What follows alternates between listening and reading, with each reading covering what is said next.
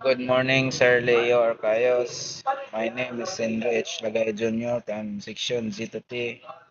Today I report the tide tables and their importance to seafarer. What is a tide table?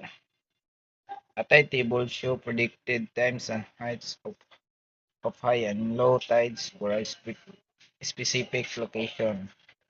Purpose, it helps seafarers plan, safe navigate, port arrivals and departures.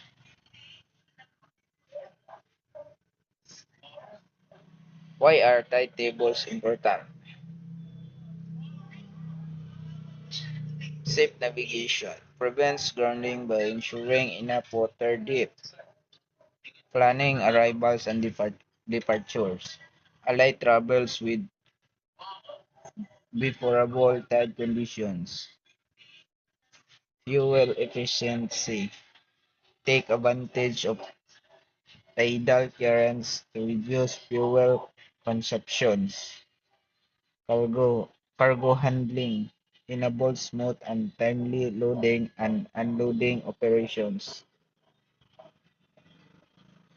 Practical example for seafarers. Scenario: a large cargo vessel approaches the port of Singapore.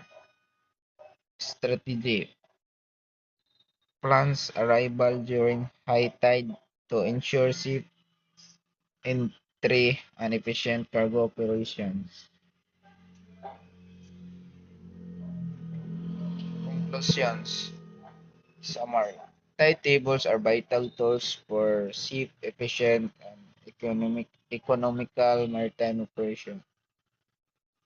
Tip: always consult the most current tide tables when planning voyage.